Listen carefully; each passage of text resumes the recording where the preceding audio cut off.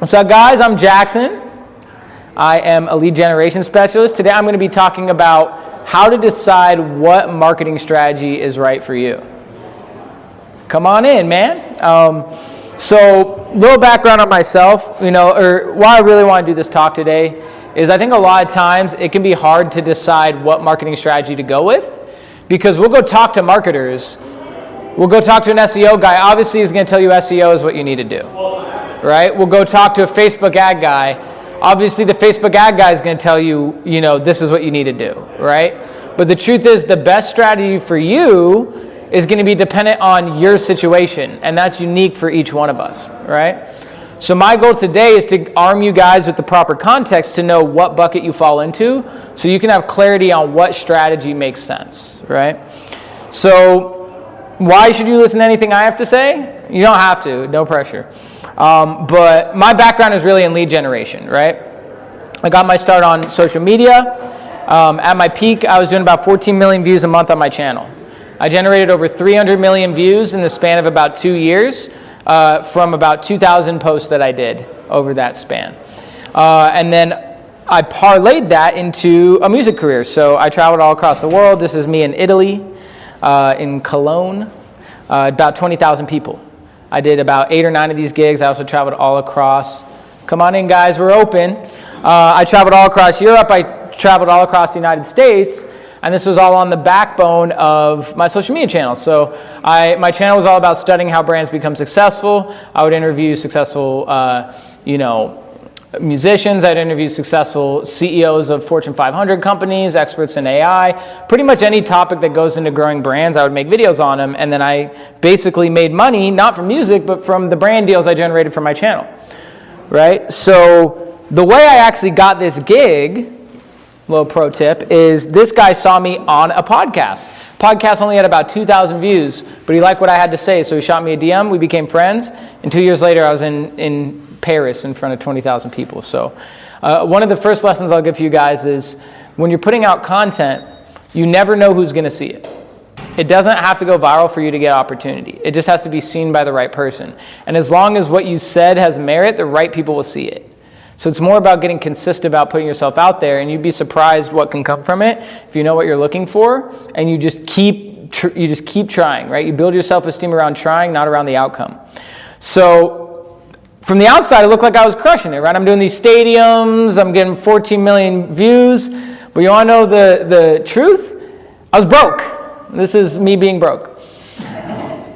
It's not actually me, I promise. I was literally sleeping on a mattress on the floor of a rundown apartment where there's literally mold on the wall, and we had to push the couch against the wall to cover the mold, right? I'm driving around in a car with no insurance. I know this is being filmed, you didn't hear that. And like cops would pull up next to me. I'm sweating. I'm like, I hope he doesn't pull me over.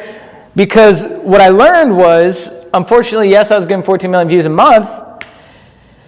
But what I learned is views don't make you money. They don't.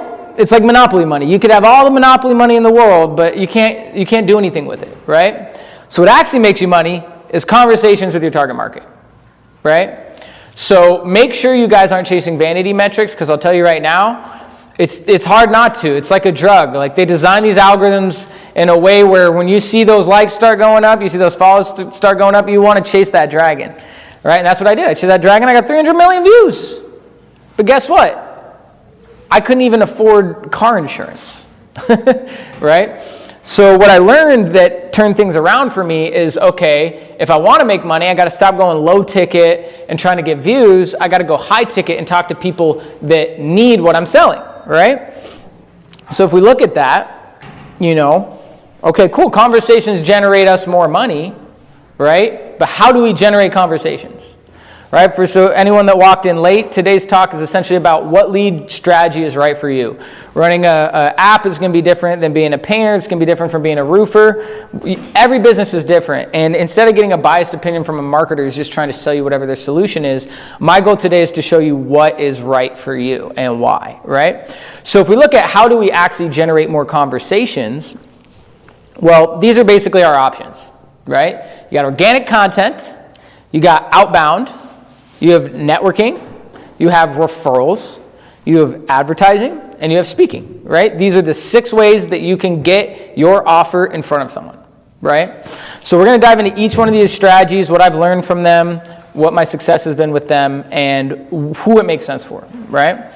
So to start, we'll start with organic content, right? So to date, I've gotten over 300 million views across all the platforms. I had one video alone that got 7.8 million views. Some guy stole it, put it on YouTube, got 20 million. A bunch of pages picked it up. That video to this date probably has over 100 million views on the internet, right? Now, obviously we're all told we need to do social media content, but that doesn't mean that you should. I think it's important to understand why you're doing social media content, right? So if you're putting out content, where are you putting it? It could be on YouTube, it could be on Instagram, TikTok, podcasting, LinkedIn. You want to view your content strategy almost like you're diversifying your portfolio, right? If you're 60, you're going to have a different diversification than if you're 20, right? If you have $100,000, you're going to have a different diversification than if you have 100 million, right? So it's important to understand, when you're deciding what your content strategy is, to reverse engineer what am I optimizing for, right? If you're optimizing for lead generation, quick lead generation, your best bet is going to be Instagram and TikTok. Why? Because you can put out short form media, these little 30 to 90 second clips on Instagram Reels or TikTok, and if that video has any sort of high watch time, it can take off no matter how many followers you have, right? Because the content, we're no longer in a follower economy. We're in like each video has its own merit. Like you have as much chance of getting a video to perform as I do, whether or not I have 100,000 followers or you have 100. It's how good is that individual video you have. So what I want you guys to start switching your mindset on when it comes to putting out content is to really view it as a probability game, right? So the reason why I was able to get 300 million views is because I found a formula that worked 10% of the time, which is pretty good. So all I knew is how quick can I make 10 of these videos? That's all I cared about, right? I'll put out a video, I'd spend 4 hours on it, it'd get 200 views. I'm like, perfect. We're 10% closer to the one that's going to hit. Right? I put out another one, took me 10 minutes, and of course that's the one that gets like 7 million, right? And everything in between that could happen. But what I did is I zoomed out enough to understand that I'm playing a probability game here. That's with any of these strategies, with outbound, with advertising. It's all just looking at what is the probability and understanding from a large enough volume size that this will play out over time. Versus what most people do is they're so emotionally invested in the single outcome of a video or an ad that the moment it doesn't work, they stop trying because they get discouraged, right? Versus if you just know, okay, this is just one step closer, you're able to remove yourself from the outcome and focus on the inputs, which is the only thing that you actually have control of. Right? So if we look at the pros of content in my opinion is the best way long-term to build a real brand. Right? Why? Because it's scalable and it's a way that you can come in that costs nothing and build a real audience, build a real connection with people. I could run an ad right now, but if they don't know who I am, I have no trust with that person. If that person has seen 17 of my videos and then I show them an ad, they trust me already, so that ad's going to convert much better. So content is really more than anything, where most of you are going to get sales from content, is actually not through it generating leads. It's through it nurturing the leads that you're generating from other strategies. It's you meet me at this event, you're like, oh, you seem pretty cool. You go stalk me on Instagram, and then you watch a video I put out on how to do a strategy, and you're like, oh, damn, this guy knows what he's talking about, right? Or you click onto my YouTube, and you watch a 20-minute video I did on a specific strategy. That video might have 8 views, but since you found it valuable, a lead I got from a completely different source will now convert. Right? So for most of you, understand that it's going to be more lead nurture than it is going to be lead gen for you. That's going to be the benefit of content. Now, my recommendation is only do content if you don't need immediate cash flow. Right? Content is the long game. Right? If you're doing content because you need to pay your rent this month, probably a bad idea. Right? Versus if you're like, okay, I'm bringing in, let's say 10, 15 grand a month. I have an extra 10 hours a week that I could allocate, and I really want to build my personal brand. Now it can make sense because now you can play the long game. The reason why most people screw themselves over with content is they need it to convert right now, so they go immediately for the ask. They're like, hey, I'm a real estate agent. Look at this house. Come buy it. Or, hey, I'm a fitness guy. Here's a workout. Come hire me. And it's like, okay, but that person has no trust with you. It's like a relationship is like a bank account. If I go straight into Bank of America right now and I ask to withdraw $1,000, they're going to tell me to fuck off. Why? Because I don't have an account with Bank of America. I haven't deposited anything into that account. Now, if I went in there, I opened up an account, I put in 10 grand, and then I want to deposit 1,000, they're going to be like, of course. Right? So what most people do is that metaphor with content. They come in, they haven't deposited any value. They're just like, here's me, here's why I'm awesome, pay me your money. They're like, dude, I don't even know you. Right? But if you saw 15 videos I put out that actually changed your business without me ever asking for anything, you're going to DM me without me even asking. And that person will turn into a client. So that's the thing with content, though. You have to put out 2 to 3 videos a day every single day for a year or two before you really start to see that compound. And most people just don't have that patience, or like they're more of a priority. There's more of a priority on getting revenue in the door because they got to pay the rent. Right? So only do the strategy as a way to grow and scale and nurture the strategies that are already working. If you're not at that point, or you don't have at least a 12-month runway where you can afford for it not to make money, it's not really worth it. So unless you're doing podcasting, that is worth it, which I'll dive into that more in a little bit. But podcasting for me has been the biggest hack I've been using recently actually, I'll just dive into it right now. Fuck it. Podcasting right now has completely changed my business. In the past 2 months, I've interviewed 50 7- to 9-figure business owners for $0. How? I started a podcast called the 7-Figure Club where I interview 7-figure business owners. That content could get 7 views. I don't even care. Why? Because what's my goal? Have more conversations. With who? My target market. Right? So if I'm talking to a guy like the guy I was talking to yesterday that just passed 9 figures for his company, does that video need to get a single view for me to have the opportunity to make money? No. I have that guy sitting right in front of me that runs a $100 million business. And how did I get him? Because the last guest I had on referred him to me. So a hack I recommend anyone that's in any sort of high-ticket business, start a podcast interviewing your target market, and then after you have them on the show, ask for 2 referrals. How many? 2.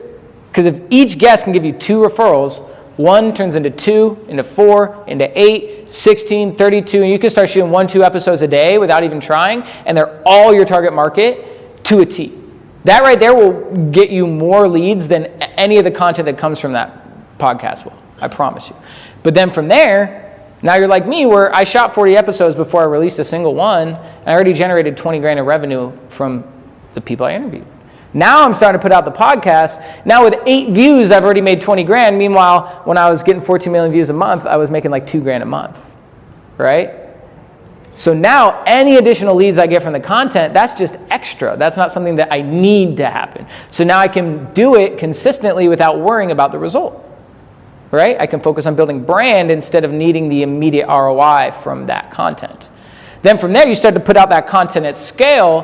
What you're going to find is 1 in 20, 1 in 30 of those videos is going to perform 100 times better than the rest. Well, if you take that video and use that as your ad creative, now you're spending money on creative that's already worked versus testing a bunch of creative that doesn't work and hoping you find a winner. So if you are going to get into content, that in my opinion is the best place to start because you don't have to learn how to script, you're not doing TikTok dances, you're not doing any of that. You're just talking to people that are already a good fit for your offer and then getting a referral pipeline through their network. That right now is the number one strategy I'd recommend you guys all start because it costs you nothing. It costs you a $30 subscription to a site called Riverside. It's like Zoom for podcasting. Highly recommend it. And if you guys want links to any of these tools, I'll drop my Instagram at the end. You can just message me on there and I'll send you any of these links so you have them. So any question on content before I move on to the next one? Going once? Okay, going twice? What would you say the difference in benefits are between long-form content and short-form content? Short-form content generates you leads. Long-form content converts those leads into clients. Right? So the reason why I didn't make that much money from 300 million views is because that was all short form. Right? Tell me this. What was the last video you watched on Instagram? Probably like a UFC edit or something. Yeah, but you don't even know. Yeah. Right? What was the 5th video you watched today? Okay, I can't go that specific. I could watch a video right now and in 10 minutes I couldn't tell you what video I watched. Right? So short form media, you have their attention for 3 seconds. Now some of them might follow you, but they're not going to remember they did that 5 minutes later. Right? So your ability to convert that attention and retain it comes down to where you point that traffic, right? So you point that traffic to long form where they can retain that. So for example, let's say I put out a clip from my podcast that went viral. I put a call to action at the end of the clip, watch the full video, link in bio. Now they click, now they watch me for an hour and a half, now that person is much more likely to be a fan of me, and they know who I am, right? So there's 3 types of media, right? There's short form, which is like 30 to 90 seconds. There's mid form, we'll just say short form is like 30 to 3 minutes, we'll say, right? Then there's mid form, which is about 3 to 10 minutes, right? And then there's long form, which is over 10 minutes, right? So what I love about podcasting is you're getting all 3 contents from a single conversation. If I interviewed you about painting for an hour in the business of painting, I might ask you 10 questions about painting. Well, if you go on a rant about how corrupt the gallery industry is for 10 minutes, that's a 10-minute YouTube video. And then I could summarize that 10-minute YouTube video as a 30-second TikTok, right? So now I have both a 30-second TikTok and the 10-minute video, both promoting the long form, but now I'm putting content on all these different platforms and all these different mediums, just repurposed in different ways, right? So it's important that you have a long-term strategy, but if you want to speed up the viewership to that long form, that's where the short form comes in. You mentioned that Instagram and TikTok is like the best form of content creation for marketing. But what I noticed is that like Instagram, I feel like you have to be very savvy on Instagram. I don't know about TikTok to like really make really good content. So like my content right now for my business is like very scrappy. Yeah. And so like, what do you recommend or suggest like? How to make better content? So your question is, how do you make better content? Yeah, like using like being Instagram savvy, because like I'm not very good with like the editing and like SEO. This is why I would say start with podcasting, right? The reason why most people suck at content is they have to script it, they have to research it, they have to record it, they have to edit it. And by the time they've done this whole thing, it's been like 2 hours, right? And they're just like, I ain't got time for this, I got to pay my rent, right? Versus with a podcast, the content writes itself, right? If I talk to you for an hour and you give me some strategy around marketing, right? There's the clip right there. You just have to pull it from the episode. You don't have to be savvy. You just have to repurpose it, from this big video to a short video, right? So that's what I'd recommend is you want to create pillar content, because from a single conversation you might get 10, 20 clips, right? So that's what I would say there. Does that answer your question? Yes, it does. Yeah, like that's really the best place to start is podcasting. And here's why it's also great too. As long as you're talking to the right people, you don't need the content to perform. It's just extra, right? So that really is the hack I'd recommend, because I'm generating more off of the referral pipeline from that podcast than I was generating when I was getting millions of views organically, right? So a couple tips on social media. Understand, like I mentioned, understand you're playing a probability game. You have to build your self-esteem around trying, not around the outcome. The reason why most of you won't get results with social media is you'll work really hard on a video and it's going to get 7 views and then you're going to be butthurt and then you don't want to make another one, right? Versus if you know you did your job by posting and that is you winning, then it's easier to be consistent. Kind of like going to the gym, right? Like if you go to the gym, you do 20 push-ups and then hop on the scale, probably not going to be that happy. But if it becomes a lifestyle, you're going to look up one day and be happy with the results. Right? But it's because you've disconnected yourself from the immediate outcome and focused on playing the long-term game. Like I mentioned, most of you are going to use this for lead nurture, so most of you aren't going to get any leads from content, but your content is going to help you convert the leads that you're generating from other strategies, right? And then here's a pro tip. This is how you actually can generate leads from your organic content. Anybody that likes, comments, follows, or shares your content, use that as an excuse to start a conversation with them. Hey, thank you so much for following my channel about lead generation. Just curious, what made you want to follow? Oh, yeah, thanks. Yeah, I watched your video about running a Facebook ad. I'm looking to get into Facebook ads. Oh, cool. Why are you looking to get into Facebook ads? Boom, now I'm in a lead. Now I got a lead, right? But most people don't take the time of the day to even have the conversation with the people that are already interacting with them. They're waiting for people to come to them, but that's not really how it goes most of the time. Right? So I had a guy that I worked with. He was a fitness coach, had over 250,000 subscribers. He was booking about 5 calls a week. Right? I told him to do this strategy. Within a week, he went up to 5 a day. Because you can message 50 people a day on Instagram. Right? He got 10% of them to convert to a call. Boom. He just 5x his lead flow right there without getting a single extra view. Just doing more with the engagement he already had. Right? So next up, we have outbound. So this is the one that I'm doing a lot of right now. I've been really getting back into it. So I've sent over, for context, I've sent over 1.5 million outreach messages across email, LinkedIn, Instagram, Facebook, and phone numbers, right? And the reason I did this is because when I was running my channel, at my peak of it, it actually got banned, and I lost my whole audience overnight. So when that happened, I had to pivot to outbound. I had to pivot to a new lead generation strategy. And I started by building a commission-based outbound team, and I was just burning through people because no one wants to do that stuff. It sucks, right? And so I was like, there has to be a more efficient way to do this. And that's when I started learning about like scraping and data brokering. And then I learned about AI automation. And I learned that you can actually automate all your outreach on Facebook, email, LinkedIn, and Instagram. So now I have softwares that send all my messages for me on all these platforms, and all I have to do is reply when someone shows they're interested.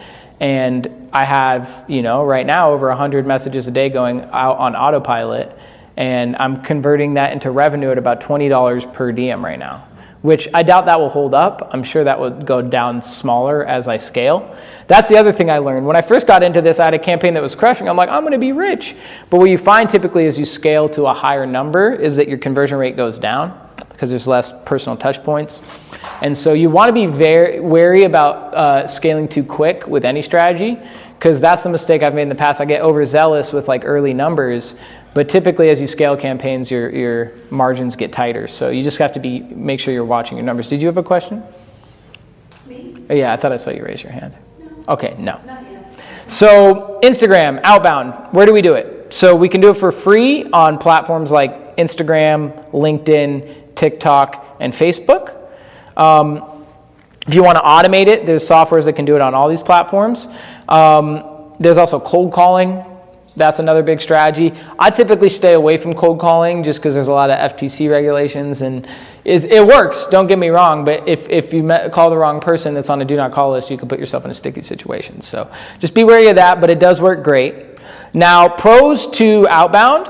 In my opinion, outbound is the single quickest way to generate deal flow with any high ticket offer. Ideally more in B2B. I typically avoid outbound if you're B2C. Right? So for anyone that doesn't know, B2C is just business to consumer. Like let's say you're selling a sports drink, that would be business to consumer, right? Versus B2B would be like, let's say you're an accountant that does the bookkeeping for some business, right?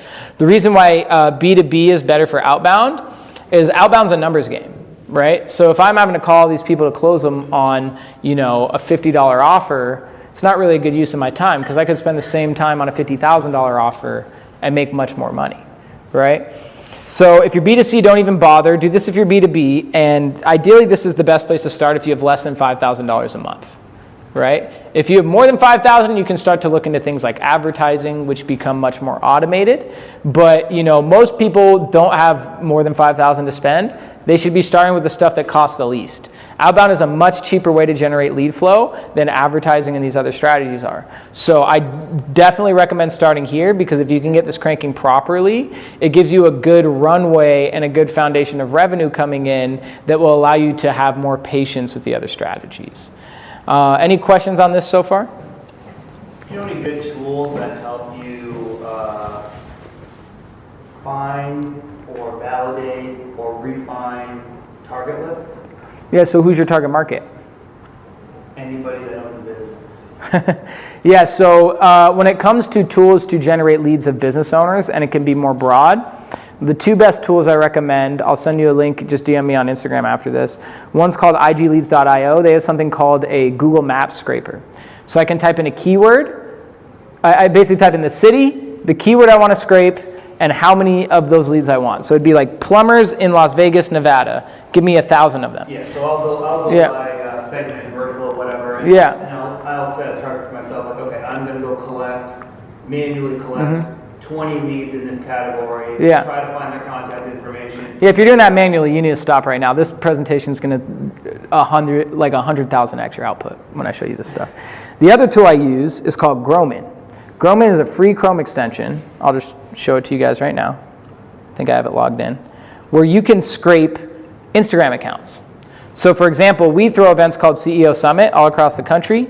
They're business workshop networking events that we do about 12 to 15 times a month all across the country. We're doing one in Palm Beach on the 27th.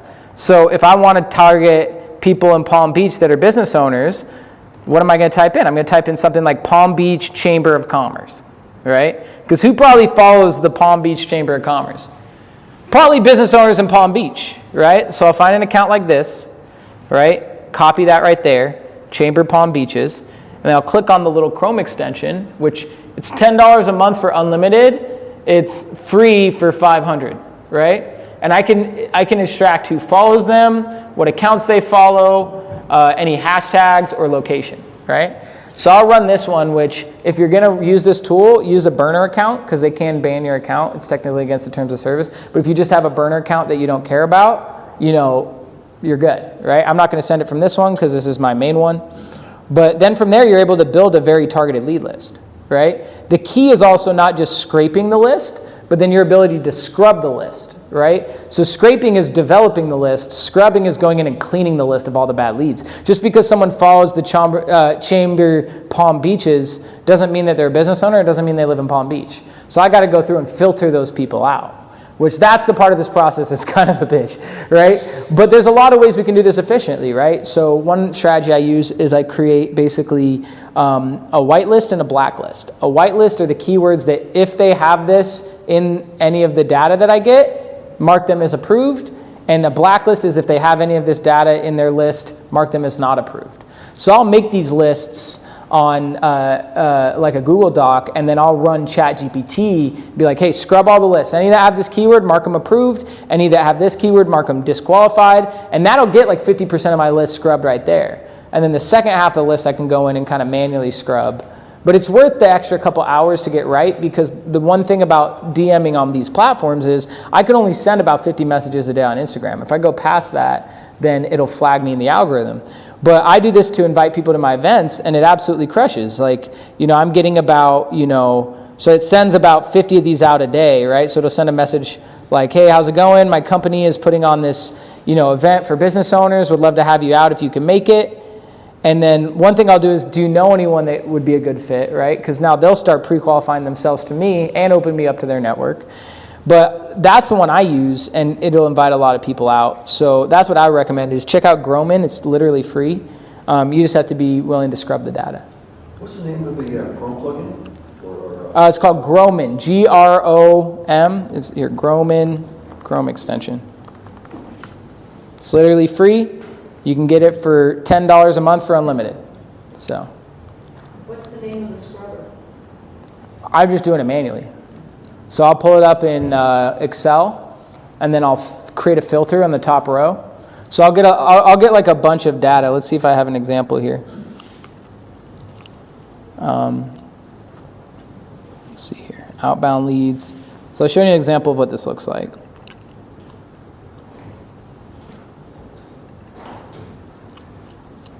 So like here's one of the scrapes I did for Palm Beach. This is the campaign I'm running right now.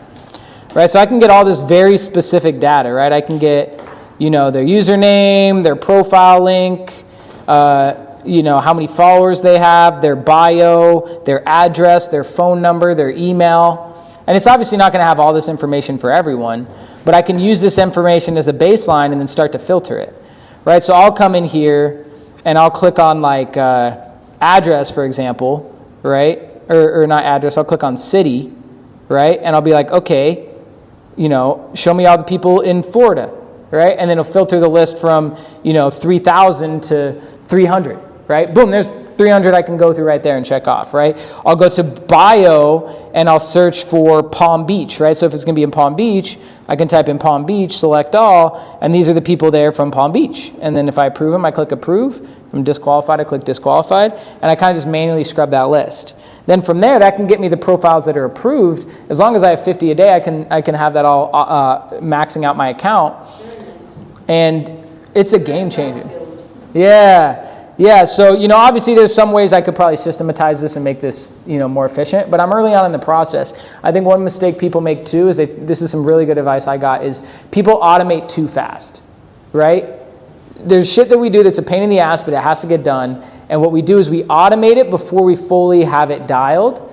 And it's like, okay, well, if you have something that's chaotic and you're trying to automate it, now you just have automated chaos, right? Make sure your systems are dialed first, and then slowly start to automate one step at a time. Affect your process. Right? And automate your process. Yeah, so that's what I do. I have a process now, and now I'm going through and I'm building out actual SOPs that are just so abundantly clear how to do it that a 5-year-old could do it, right? And then I make training videos explaining how all this stuff works. And then from there, I'll start to automate it, right? So like even with the appointment setting, right? Like when someone replies to my message, they either say, yes, I'm interested. Cool, copy and paste that message. Can you share more info? Copy and paste that message. Or can't make it. Copy and paste that message. So I have this all very clear so that my VA can't mess it up, right? He knows exactly what to say. And not only do I give him that, but I have a video explaining how to do it. And not only do I have that, but I've created an actual workflow that shows exactly how to do it. So it's just so clear and abundantly obvious that they can't mess it up. And then I'm going to still be on him and make sure he's doing it right? Because what you'll find is if you don't have these systems dialed, you may explain something that seems obvious and then they completely mess it up. Yeah. The other part of it too is you gather data that's useful for later. It's like when you start talking with the AI people, in order to AI, you need at least 10,000 records to train them. That's true. And then you've got to sit some aside for testing to make sure your AI correctly sorted it. So you've got to have, okay, here's who I sent the people to, here's the ones that positively reply, and then you can use that to learn and identify more parameters to actually get to your real data. Yeah, definitely. I think people make decisions with not enough data, or they try to optimize with not enough data, especially with AI. You have to give it like 15 examples before it will get it right. So when it comes to outbound, here's a couple tips. First thing, you need quality leads. I could have the best lead magnet. I could have the best outbound script. If I'm sending it to the wrong person, I'm not going to make money, right? So you want to make sure your leads are quality, and you do that by having a very clear understanding of who your target market is, have data points that you can clearly filter for that are binary that that's the right person, right? Like if I'm doing an event in Palm Beach, it's binary. You either live in Palm Beach or you don't. If you don't, you're not a qualified lead for me. Why? Because you're probably not going to drive from Minnesota to come to my event. Right? So be very clear. Don't just be like business owners are, right? Like even with me, right? I can kind of target any business owners for these events. But I try to be more specific. What business owners do I want? Well, I want investors. I want lawyers. I want dentists. I want people that actually have fucking money. Right? I don't want Susie who's, 16 and starting her bracelet business. Probably not a good lead for me, right? So all good luck to Susie. I'll support her, but she's not going to invest $5 to $55,000 to work with me. You know what I mean? So from there, once we have our quality leads, which comes from making sure our lists are scrubbed like I was showing you earlier, this by far is the most important part. I learned how to automate all this stuff, and I was sending people to a call to action, and it was working all right, but it stopped working because more people catch on to the strategy. And so nowadays, we're so inundated with advertising, the only way you can get any of this stuff to convert is if you have a quality lead magnet. What is something that I can give you for free that you actually want that can allow me to build a relationship with you? If you don't have that dialed, your marketing is not going to work because we're in a trust recession. So many people have been burned or just tied on money and really scared to spend it nowadays that if you don't have their full trust, they're not going to buy from you, right? So you have to ask yourself, what are the things that I can give away? Not that I think people want, but shit that people actually want. And the truth is, most of the times what people actually want is going to cost you a little money. But as long as you know your numbers, and you can break that down into your cost per acquisition, a lot of times it ends up being worth it. Versus, if I invite people to a 3-hour event where we're buying everyone a gourmet lunch and we're dropping $2-3 on the lunch, that has value to it, right? Versus if I'm saying, hey, here's my ebook on 10 ways to grow your business. You're not reading my ebook. You can write it up too. Yeah, exactly. You got a question? Yeah, how do you market to people who may not know just yet a service or a product like that they will want it, like or need it? Like how do you market to someone? By solving their problems or inviting. So these are the best 2 ways I've found. Invite them on your podcast or invite them to an event. This is where it's also being clear on who your target market is, right? So who is the ideal client for your product? Like if you could only pick one type of client, who is it? A renter. Oh wait. A renter. A resident or a business owner, to mid-sized business. Okay, so small to mid-sized business owner that's renting commercially? Yes. Okay, cool. Now we can specify that, right? So what are all their biggest pain points that they face? Here's how to apply for these services, whatever it is, like list them out, right? Make content on solving those pain points just for free, with no expectation of selling anything, to just build trust and rapport, right? Or look at the people that already have a market of those people, right? So who is already working with those people? Maybe it's a commercial real estate agent that sells commercial buildings, right? Well, maybe you start a podcast and interview the commercial real estate agent. Why? Because he already has a pipeline of referrals he could send you, right? So you need a lead magnet that you can give away. In my opinion, the two best are either throwing an event, because everyone loves to network, and we're all here right now, aren't we? Right? Or a podcast. Podcasts work best if you're going for high ticket sales. If you're going for something that's $50, probably not worth an hour of your time to get a podcast interview just for that person to, buy your $50 product, right? If you're trying to attract a new audience and educate them, that's typically what you would do. You'd put out a bunch of content that's just providing value for free, and then you retarget them with an ad that has a call to action to your product. Yeah. So the other thing outside of having a good lead magnet, anyone have a question on the lead magnet real quick? Because that's really important that you guys have that. That's the biggest thing I'd say, is just steal one of those two. They work the best. You were talking about how you didn't think podcast is good for trying to sell $50 Yes. piece of jewelry or whatever. Yes. But on the other hand, if you're doing a podcast of people who make $50 pieces of jewelry, that's not necessarily disadvantageous for you, correct, from what I understand? I mean, it depends on what your objective is. If your objective is to find distributors and partners that can sell it for you, then it might be worth it, because you can have people that can sell it for you at scale. If your goal is to turn that person into a customer and you're closing 1 out of 5 of them on a $50 offer, probably not worth it, because you could spend that same time selling a $10,000 offer and getting the same conversion rate, right? So if you're low ticket, you need to go for volume, right? If you're high ticket, it's more about strategically getting the right people, right? So this is why it's important to know, are you B2B, are you B2C? Are you low ticket, are you high ticket? This will determine what strategy makes more sense. If you're low ticket, you need something that can scale. That's typically going to be high converting organic that is ran as paid advertising, right? So you need to take that into account if you're B2C. If you're B2B, it's more about relationships, right? It's account-based marketing. Yeah.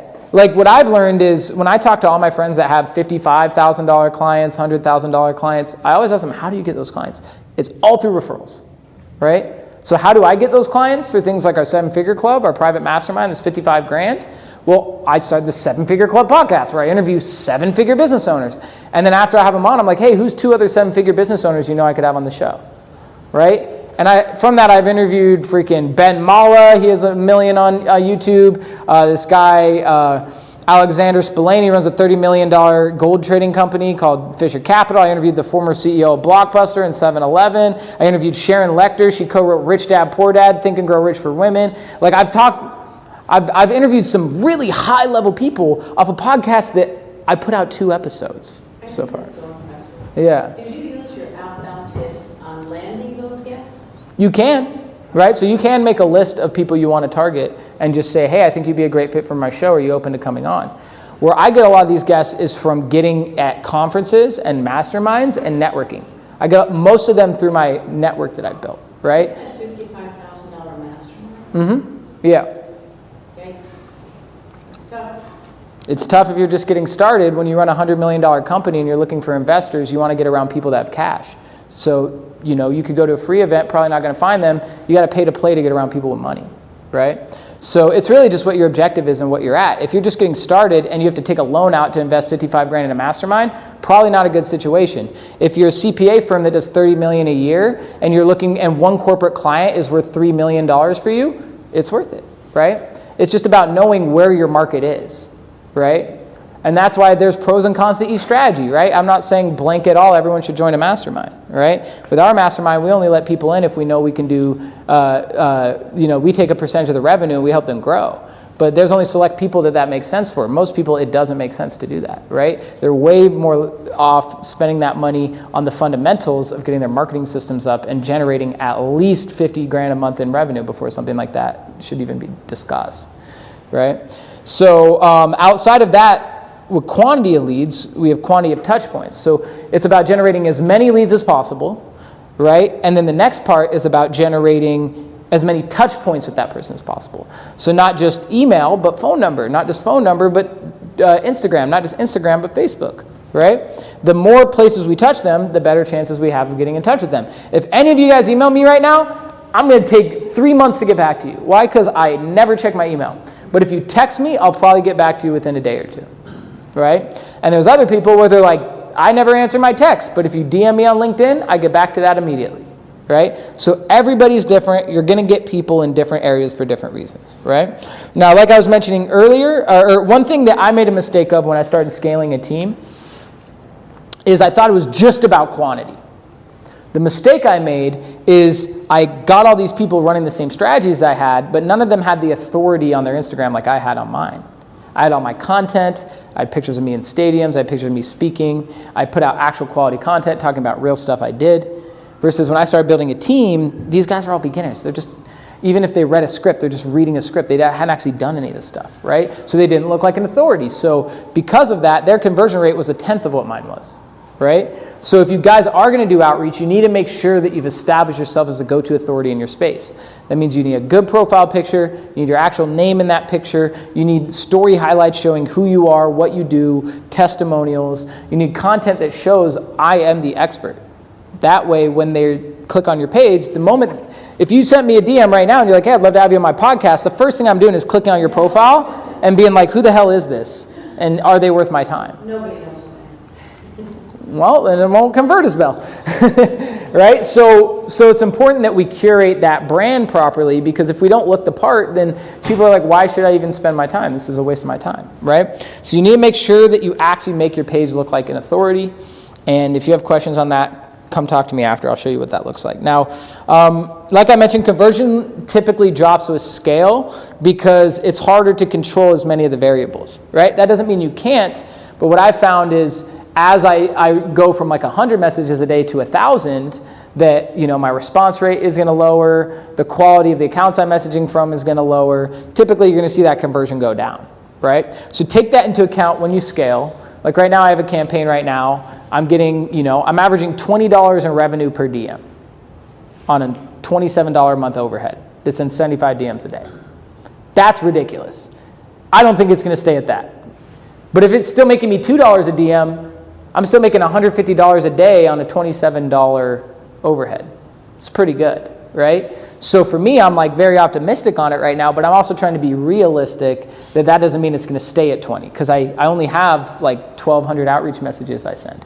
Talk to me when I've done 20,000, that number is probably going to be lower. So just take that into account. Just because it's working in the first couple thousand messages doesn't mean it's going to keep working like that, because as you scale, typically the quality will lower a little just because you're dealing with much more volume. So don't make assumptions too early. I've made that mistake. I scaled too quick off of data that wasn't proven yet. I was making decisions off of too small of a data size, right? So that's outbound. Next, we have advertising, right? So background on me, when I was running my account, one of the ways I monetized it is I would run ads for musicians. From my account, I did about 1,000 ads for about 100 different people, right? So I've ran a lot of ads. I've also ran a lot of ads for myself. Where do we run these ads? This could be Meta, LinkedIn, YouTube. Now, pros to ads, when they work, it's the easiest way to scale because you just spend more money, right? The cons is it's typically much more expensive, and a lot of people typically don't have a large enough runway to get their ads to work. So a lot of times you're doing the right ad copy, you're doing the right interest targeting, you just run out of money before you find a winner. Yeah. Sorry, it's a little slow on this. Mhm. You said you ran ads. Yes. For musicians or whatever. Mhm. What do you mean you ran ads? So an ad is a piece of creative that you can run on social media with call to action, right? You have some sort of objective, right? So my objective with my marketing business was to sell funnels. So I ran ads to get someone on a call to sell them a funnel. When I was running ads for musicians, my goal was to get people to download their song on Spotify. So I ran ads to get them to download the song on Spotify, Oh, I see what you mean. right? Yeah, so there's different types of ads you can run. Basically, every ad starts with what we call our objective.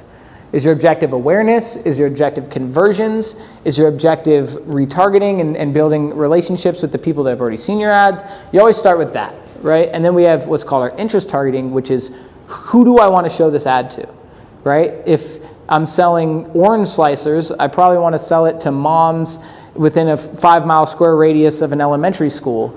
I probably don't want to sell it to like a biker gang in Compton or something, you know? Like maybe they're into oranges, but like, you know, be mindful of who your target market is, right? And I need one for the whole gang.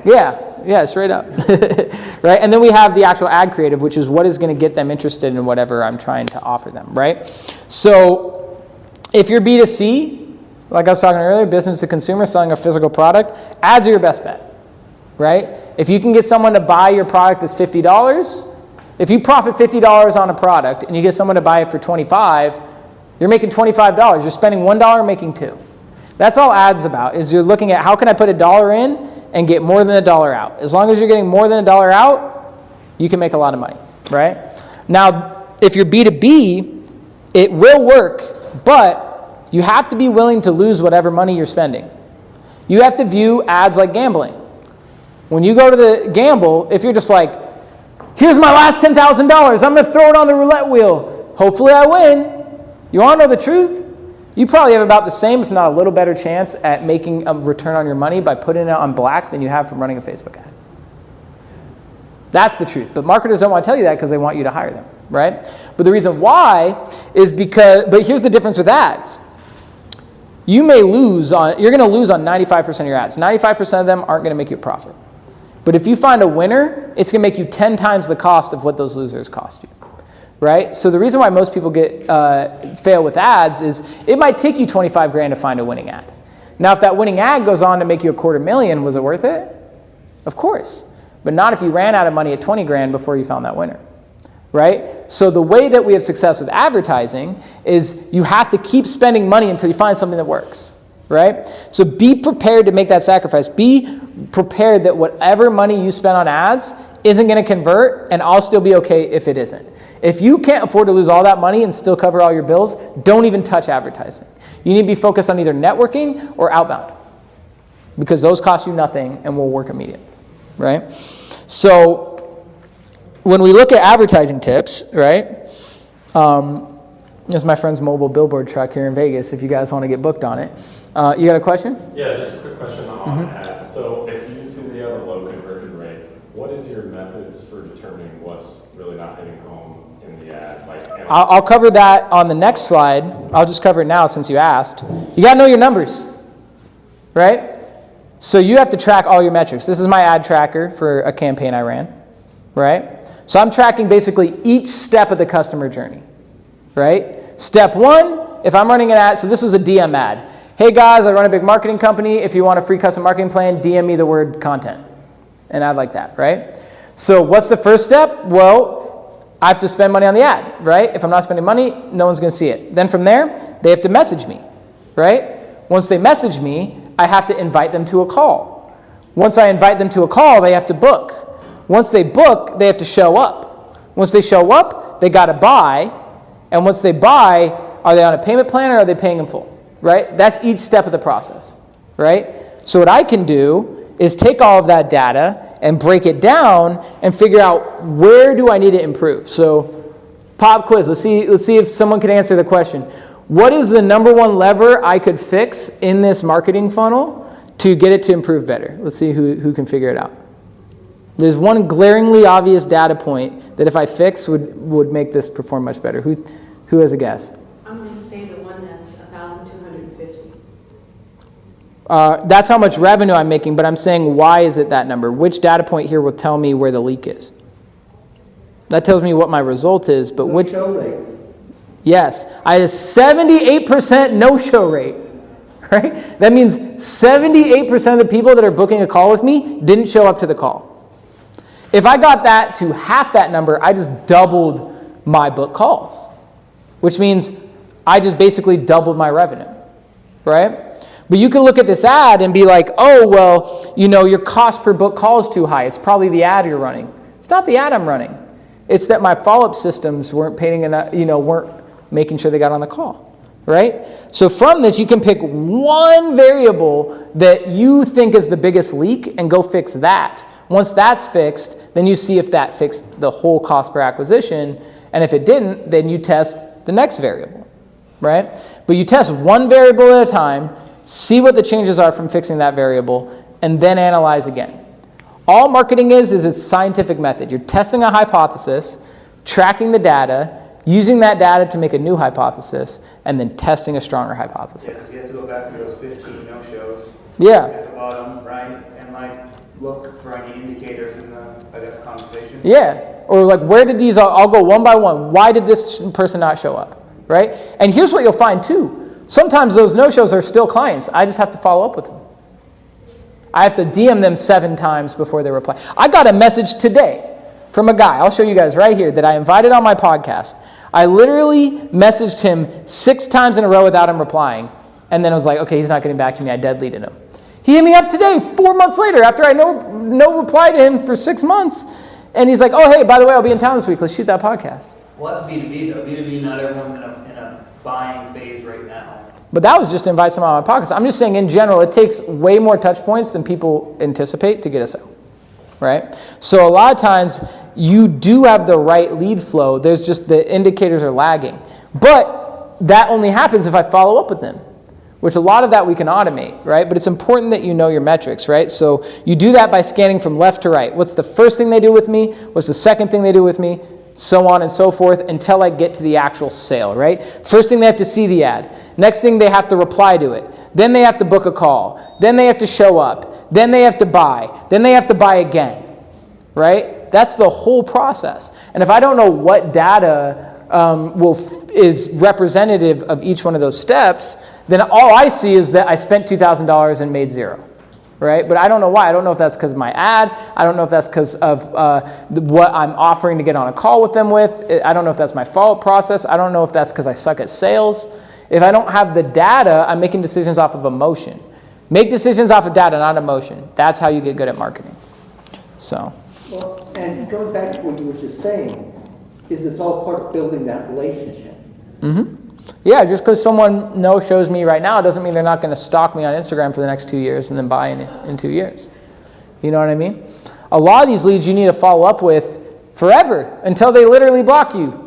And that sounds crazy, but follow up with value. Don't follow up and spam them, right? So, like I said, spend money you can afford to lose, pick a monthly budget, and stick with it until it works, right? And you have to know your numbers. What are the numbers you need to know? How much am I paying per lead, right? How much am I paying per conversion? So that's either how much am I paying to book a call, how much am I paying to get a sale, how much am I paying to get someone to show up to my event, right? You also have to know, this is really what will make all your ads work. This is why most people waste money with ads, is you have to know what's called your threshold. Your threshold is simply, what am I willing to pay to get this result? What's the most I'll pay for a book call? If I know I have $1,000 profit, and $1,000 profit is the least that I'll make to fulfill on that product, and I'm paying $100 a call, well, how much money am I willing to spend? Like if I know I'm going to make $2,000 and $1,000 profit is my threshold of what I will make on that offer for it still to be worth it to me, then that means I can book, and my cost per call is $100. And that means if it takes me 11 calls to get a sale, then I'm shutting off the ad, right? If I know that my cost per acquisition goes over that threshold, that tells me to shut it off. As long as you know that number, now you're not guessing. You're just letting the data decide for you, right? Because if you're spending money on an ad that's not converting, or it's converting 30% worse than the other one, well, you're wasting money that could go to the ad that's working better, right? But if you don't know what you're willing to pay per result, which we track through our tracker, right? Then you're just guessing, right? Any questions on that, on like what a threshold is or how to track that? Cool. So next we have, and how are we doing on time here? We got like 20 minutes. So next we have networking. Networking is where most of you should start. And obviously you're all here right now, so you're doing that one, right? The pros to networking is it's basically free and it works immediately. That's why all of us do it, right? But the cons typically with networking are a lot of people I can't tell you how many people I know that just network to network. They're like, this person's everywhere I go, but I never really see them doing much, right? They love to be their social butterfly, but why do I never see their business growing, right? And that's because there's a right way to network and there's a wrong way to network, right? And I think what a lot of people do is they just come out here and they're like, here's my business card, here's my business card, here's my business card. You know what those people are doing with your business card? They're throwing it right there, right? They don't even remember who you are or what you do, right? I have a tip. Yeah. I think this works in any social, whether it's networking or not, any social event.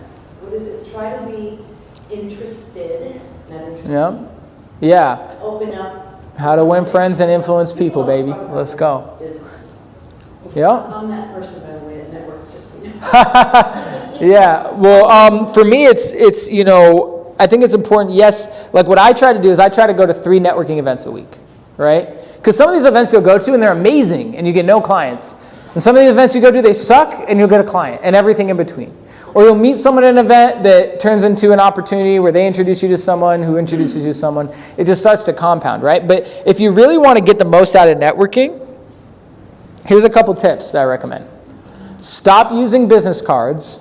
Start using gift cards, right? So instead of being like, hey, here's a business card, let's chat. I'd love to sell you my accounting services, right? You say, hey, right now, Mother's Day is coming up, or your guys, so let's say it's Father's Day, right?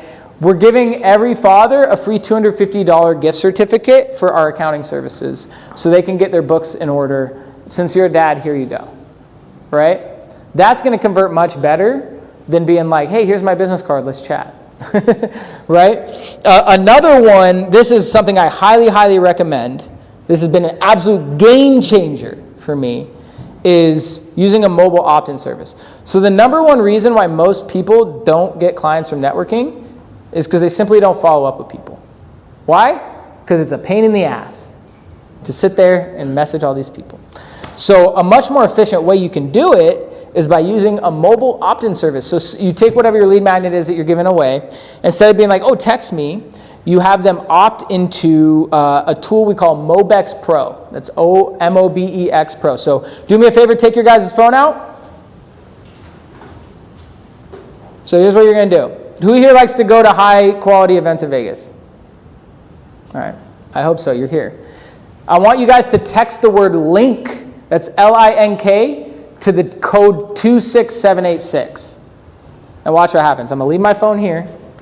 I'm not touching my phone. That's LINK, LINK, to 26786. What that's going to do is that's going to send you a text. Notice I'm not texting you. It's doing it for me. That's going to give you a little form to fill out. That form is just going to ask where you live and what your info is. And then next time I throw something like the mansion party we're doing at the end of the month or the workshop we're doing, it'll just send you a text and be like, hey, just so you know, if you want to come to this mansion party tonight, here's where to go, right? What's the code? LINK to 26786. That's LINK to 26786. Oh, the code I'm texting, 26786. Yeah. So that's a tool called Mobex Pro, and what I love about Mobex is it's really easy to use. It's not like super complex like Twilio and Go High Level and some of this stuff. It literally took me 5 minutes to make this link code. And literally all the automation is when someone texts that code, it sends you a form that says, just give me your name, email, and where you live, right? So now, when I'm throwing a mansion party on the 29th and I want to get a bunch of people out, I just go and I go, everyone that's in Vegas that texted this code, send them an invite. I click one button, just send out 100 texts right there, right? So for you guys, when you're networking and building these Rolodexes, if you can just have someone text that number, it's like a much more like frictionless version to get people's info. Or if you're doing like any sort of content or call to action in any form, it's a much easier way to collect data and follow up with those people without you having to sit there and like manually write each person's name down or track it in an Excel spreadsheet, manually text them. And then from there, that's what we call text me with the number? Yeah. So, My name is so-and-so here. Can you yeah, so this comes back to your lead magnet, right? What are you giving them? Why do they have a reason to text the number? I'm not just saying text it for no reason. hey, text us so I have your data. Like, no. I'm saying, hey, we're throwing a mansion party on the 28th. Do you want to come? Oh yeah, I'd love to come. Cool, text this number. I'll send you it. That's how, right? So you need something that people actually want. We actually are renting out these mansions. We're actually dropping $3,000 on lunch. Like, we actually are spending money and investing in a good lead magnet. The reason why most people are opting in is because you're just giving them some bullshit PDF that they don't actually care about. You care about it because you have a cognitive bias towards yourself. The truth is, most people don't want your shit. Everyone's sending them shit. Actually spend money, actually give them something they want, and they actually might be interested. Do you find that that's bigger here in Vegas because we're so all about entertainment and all? Do you use that technique, throwing a party, an event, and other stuff? Events are by far, like I said, the two greatest lead magnets there are events and podcasts. Events are the best to congregate people at scale, and they allow you to build your Rolodex in a much more efficient way, right? We talk about this all the time, is network from the front of the room, right? From this room, probably half of you probably opted into that. I just got 20 opt-ins right here. That's the equivalent of me having 20 conversations in one talk, right? So throwing events allow you to curate a large audience of people, and they get value because you're throwing a good event. You're bringing foods, drinks, they're meeting awesome people, they're finding new clients. But then just take 20 minutes at the party and say, hey, thank you guys for coming. Here's why we threw it. Here's what we're up to. If that's something you're interested in, come talk to us.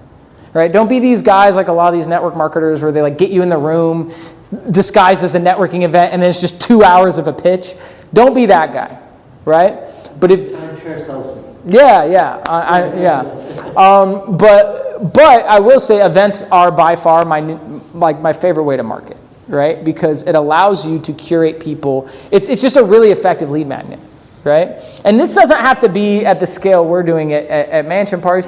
It could be at your house. If you don't want to be the front face, you can always hire. There's people that do that. Exactly. But it works really well, right? So that kind of comes into this one, right? Like, what is the reason they have for opting into your mobile service? What is the reason they have for wanting to exchange information with you? You have to give value first, right? If you don't give authentic value first, you're just kind of going through the motions because someone told you to do a lead magnet. It's probably not going to work because people don't want your crap. Everyone peddles this crap every day, right? I don't want your course on 10 tips on how to XYZ. I'm not going to do it. Why? Because I have 100 things I'm behind on that I need to get done, right? But if you invite me to an exclusive opportunity to meet my target market so I can find new clients, and you're going to buy me a beer, and you're going to buy me a lunch, well, I might find time in my day to come check it out. You know what I mean? As effective? Probably not. Everything is different for everybody. You have to let your data decide. Online events can be extremely effective. The pro of online events versus in person is online are more scalable, right? So that's typically what we would call a webinar. There are online networking events like Alignable. That's one I recommend you guys check out. But I'll just tell you personally, if you're going high ticket, don't waste your time on Alignable. I had a team go on these sites and do online networking events. We did 262 networking events in 1 month between my 8 guys, and we got 1 sale. From 262 events, 262, and we got 1 sale. Because what I learned is most people that go to online networking events are going to online networking events because they have 0 budget, right? 99% of them are broke, right? So it's not to say they don't work, but it just really depends on what you're selling. Like if you're selling like Legal Shield or something that's like $97 a month, cool, you'll get a bunch of clients from that. Right? But if you're selling something like I was, which is a 10K plus offer, if they had 10K, they probably wouldn't be on Zoom right now. You know what I mean? Yeah. It's so true, right? So, but part of that but you know why it probably wasn't converting? Because they didn't have any trust. They don't know who I am, so why would they pay me 10K? They're one guy they met on 1 Zoom call, right? There's no trust there. But if they met me in... It might nurture a little. Yeah. It's not to say it can't. Right? But it's a much more uphill battle than if I met them in person, right? So the mistake I made with online events is I was comparing it to my in-person networking event metrics and thinking it would convert similar. It's completely different when I can look you in the eye and shake your hand and you can feel my energy in person than it is when you're, in front of a Zoom screen. So online networking events are very convenient. I think it's something you can easily add into your calendar. But, I've just found personally, just from my own experience, I'm not saying this is everybody's, I did not convert from online very well. So, so outside of that, follow-up, right? I mentioned this. You can use a tool like Mobex. That is great for getting their information and doing like a single announcement. It's not good for back and forth interactions. Back and forth interactions, you want to automate that follow-up through a tool like Go High Level. Go High Level is a CRM that allows you to automate texting, right? Through a tool called Twilio. I'm not going to get more complicated than that because it gets really in the weeds, but follow-up is the reason why most of you aren't getting results from networking. It's that you'll go get 10 connections here and you'll hit up one, right? Versus what I do is whenever I get back from an event, I have an Excel spreadsheet where I put everyone that I met at that event, and I track who am I following up with here, who am I not, and then I make sure I follow up with those people. I'm not always good at it too. I definitely have times where I don't do any of the follow-up too. So I'm saying this to myself as much as I'm saying it to you guys. But typically that's why people don't get results from networking. It's not that they don't have leads, it's that they don't follow up with them, right? And it's also important to be clear on who your target market is. Another big mistake I've made is I wasted my time talking to people that were a waste of my time, right? And it's not about the time that you spent with the wrong person, it's about the time you didn't spend with the right person.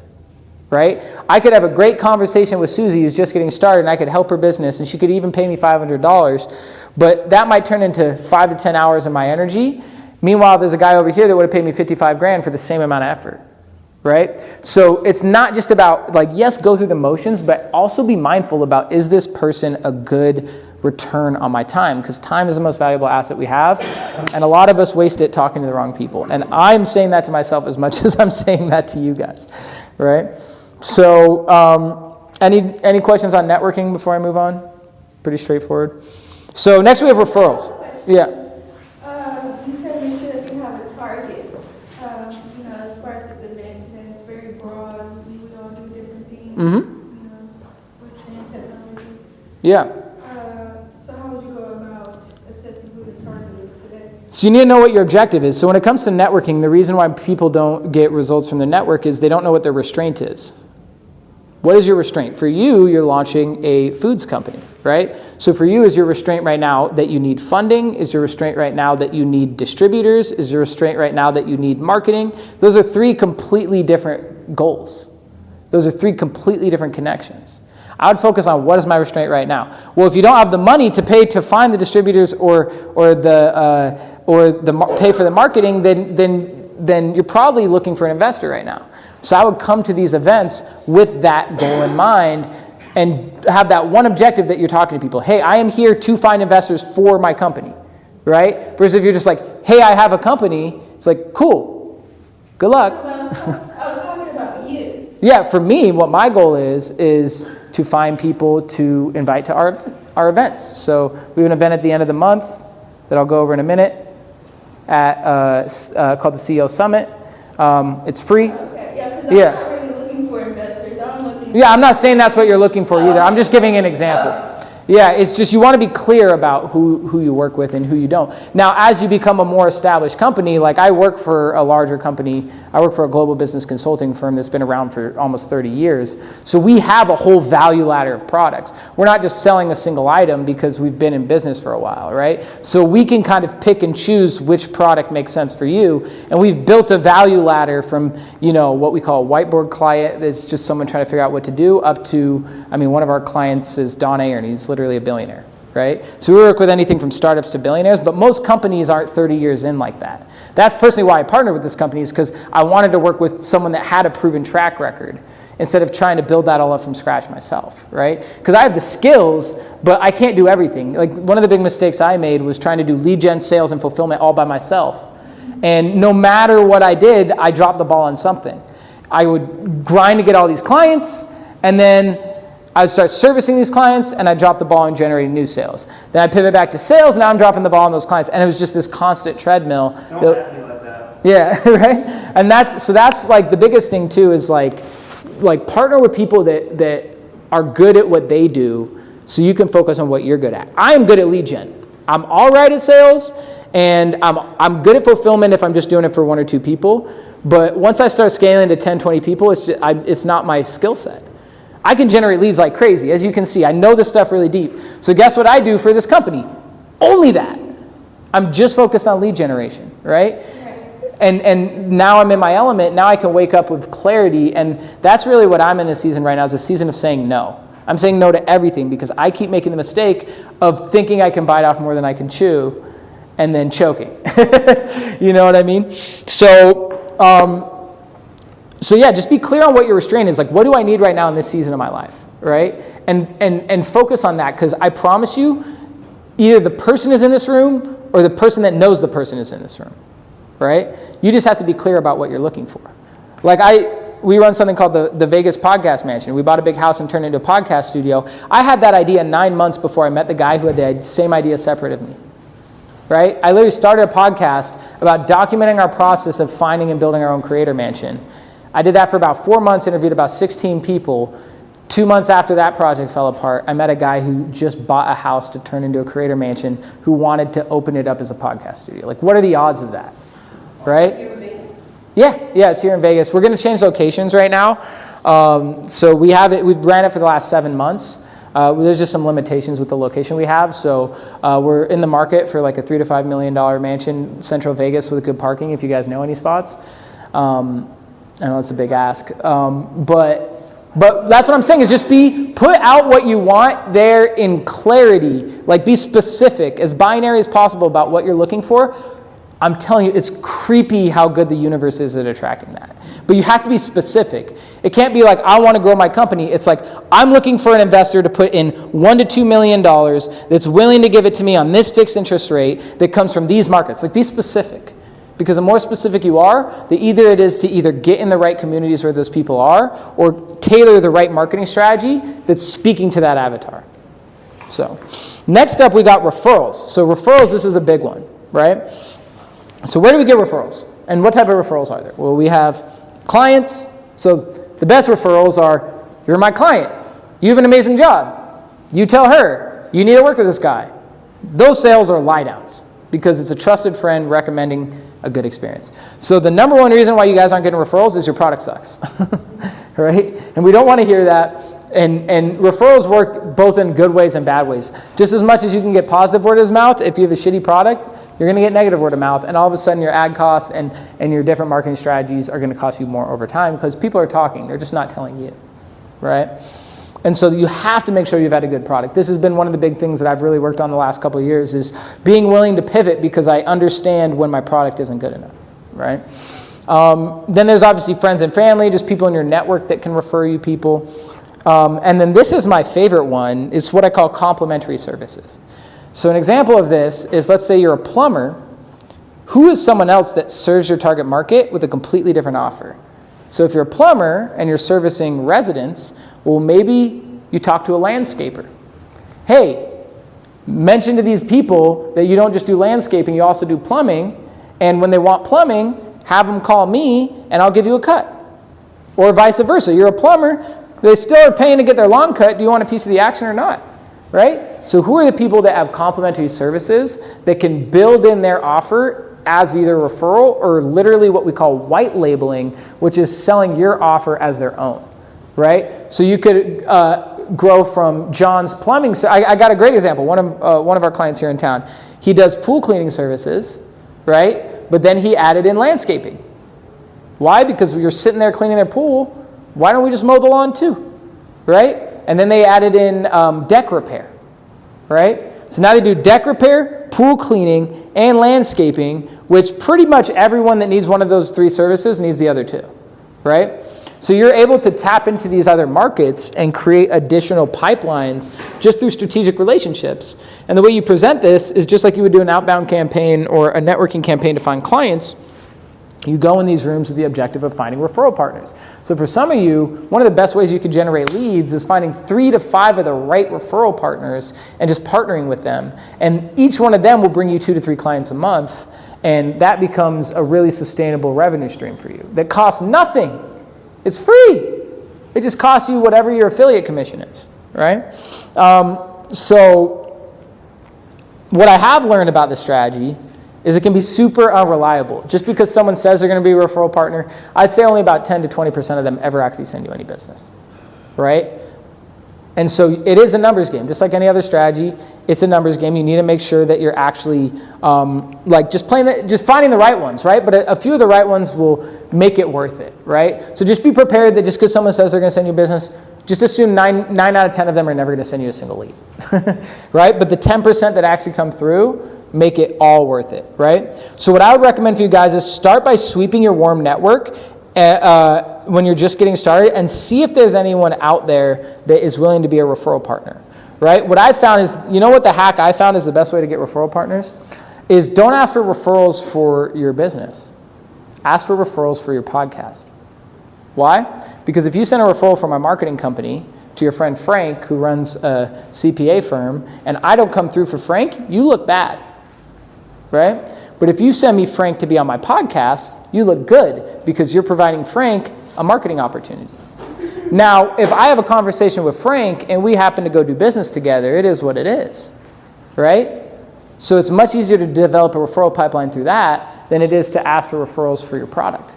So that's the hack I've used, and it's generated me, like at this point, I don't know the exact number, but it's well over 50 7 to 9 figure businesses in a couple months for free. It cost me $0. It's just, I have you on the show, and I'm like, hey, before we hang up, who's 2 other people I could have on the show?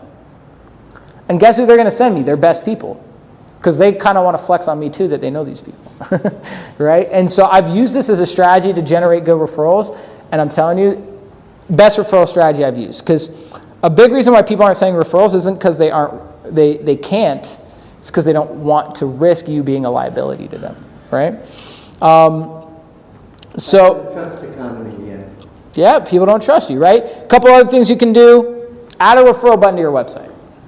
They've done studies that show adding a referral button to a website that adds traffic can increase your lead flow by 10%.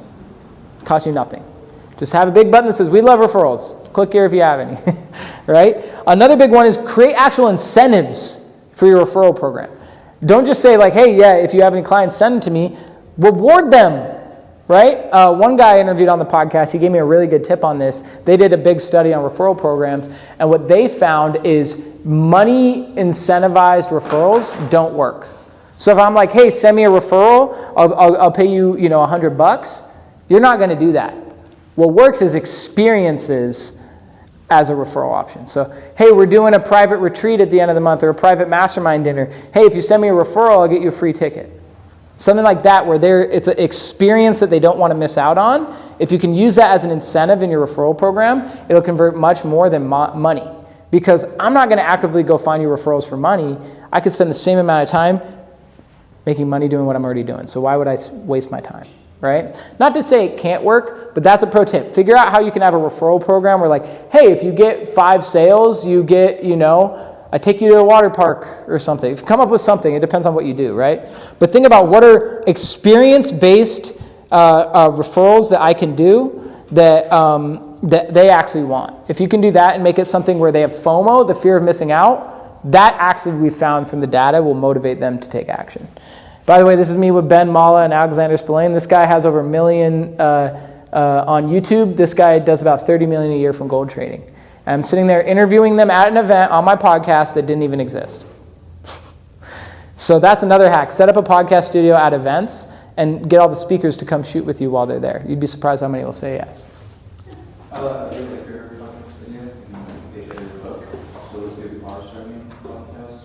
Who would you recommend for starting it? Right? Who are you trying to attract? For me personally, I do visualization and renderings for architecture, particularly casinos. But then it's eventually going to be. So you do digital renderings for casinos? Yes. So who's your target market? Casinos? Like I said, I was going to pivot towards unrealistic architecture and be able to create renderings that necessarily can't be designed.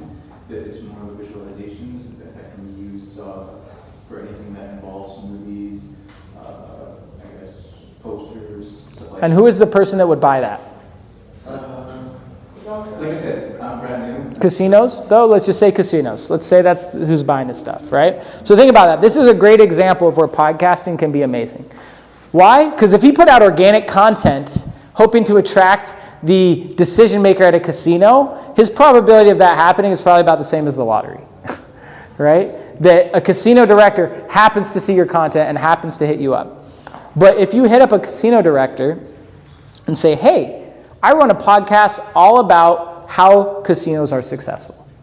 I see you're the director of, name a casino in town, I don't know, the Lux. That's a casino, right?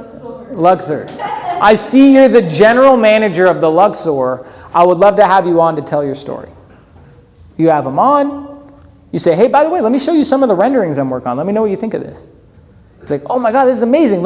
I'll introduce you to Frank. He's our vice president. We just had lunch yesterday. Boom, now you got an in, right? Or we're not remodeling, but I know someone who is. Exactly. Or look at the people you can interview that have a pipeline of those people. So maybe it's a general contractor that works on casinos, right? Who are the people that either are your target market or have a pipeline of your target market, and start a podcast about that subject, right? So if you're a lender that helps fund real estate projects, who are you probably going to interview? Probably real estate agents, probably general contractors, probably painter, people that work with your target market or would need your services, right? And then the question was, obviously, Mm-hmm. it's nothing like yours, right? You have a whole production team, you have all this. How would I start that? This was shot on an iPhone like that with a $50 clip-on mic. All you need is a tripod and these things right here. There's literally one on me right now. What they are, you can get them for $50 on Amazon. And what they are is a little receiver that plugs into your phone, boop, and a clip-on mic that goes on this slick-ass gold chain. And that's all you need for in-person, right? Now, most of these you can do online. So I recommend an app called Riverside. I'll send you an affiliate link for it so I can get a little... $30 a month, and it's like Zoom for podcasting. Just do them remote. Hey, I'll send you a link. We'll hop on a 30-minute podcast. Super low barrier to entry. And guess how many views your content's going to get? Who cares? Because you've already accomplished your goal, right? And that gives you the freedom to do more of them. And then guess who that guy knows? A bunch of people that you could have never anticipated. And imagine you do that one a day. Imagine you do one episode a day. That's 365 high-profile contacts in the casino industry in 1 year. Do you think you'll get some business? Of course. Now, the part that I need to work on now is how I take that business and transition it into a sale. I've been so focused on generating the leads, it's turned into 20 grand in revenue, but that's from 50 interviews. If I was more intentional about that, I probably could have at least doubled or tripled that by just being specific about what is my process from actually converting them into a client. But I just got so exploded with a referral pipeline I couldn't anticipate that I'm just now trying to get caught up on everything, right? So that's what I'd say is start a podcast. I think that's going to be your best bet. And you'd be surprised, man. I was just at the Cheer Awards backstage for a 1,200-person award show where they're interviewing people with 10 million subscribers. I'm interviewing people on my iPhone in the dressing room that run the whole event. And these guys are working with hundreds of influencers that do millions and millions of views a month. Like, who do they know? And guess what? We're hopping on a meeting next week to touch base because we became friends because I interviewed them for 10 minutes on my iPhone. And how much did that cost me? It's just relationships. It's just I went to a networking event, ironically this one. I met this girl, Rachel, at it, who's in press, and then she happened to be in town because she was interviewing people at this event. I ran into her at another event. I said, hey, I'd love to shoot a podcast with you. She's like, yeah, stop by the Cheer Awards. I'll be here on Sunday. I stopped by. She was doing interviews. She's like, hey, you want to shoot some other ones in the other room? I'll introduce you to some people. Next thing you know, I'm talking to the director of the whole freaking event. And not once did he ask me how many views I have. I got that connection from a podcast that has 2 episodes out with less than 100 views. So it's not like I'm some famous influencer on there. Yeah. Did you have admission to this event?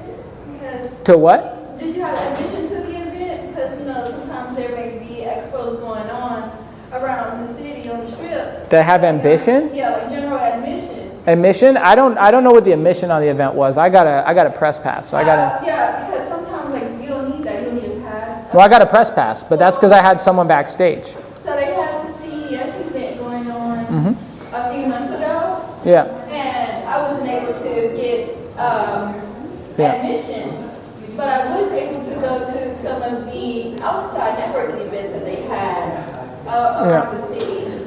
Yeah.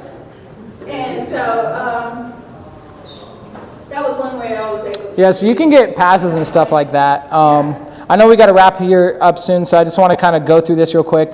So this basically summarizes up what strategy you do based on where you're at, right? If you're B2B and you're broke, start with outbound and networking, sweep for your network for referrals, and then scale by automating outbound.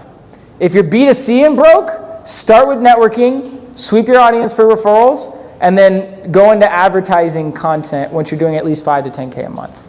If you have B2B and you have money, still put your first 5K into outbound, and after that, I'd put the rest of your money into ads. If you're B2C with money, put your money into ads. That basically summarizes, based on where you're at, which one to do and why. So you guys can take a picture of that. You can also message me on Instagram. I'll have my link on the next slide here, and I'll send you guys any of this information if you have any questions. But remember, every strategy will work if you don't quit until it does. The fact that you quit is what made it not work. Remember that. All of this stuff works. It's just typically you quit before it's too late. Also, since you guys came to this event, I'm giving everyone a free $97 ticket to our event at the CEO Summit. The last one we did last month, we had the executive producer of Pawn Stars there. We had Don Ahern. He exited his company for $2.1 billion. Great chance to come do some high-level networking, business workshop. We're buying everyone lunch. So if you guys scan this code, it's going to send you a private RSVP link that I will personally comp you $97 tickets. All you got to do is scan that, just put in your name and your email, and it'll give you some tickets for that event. So I highly recommend joining us. We're gonna have a bunch of high-level people out. If you like today's talk, you're gonna love this event too. It's free if you just scan this code. If you try to get tickets online, it's $97. So I recommend scanning this code and getting in for free. And if you have any questions, feel free to follow me on Instagram. And thanks for your time, guys.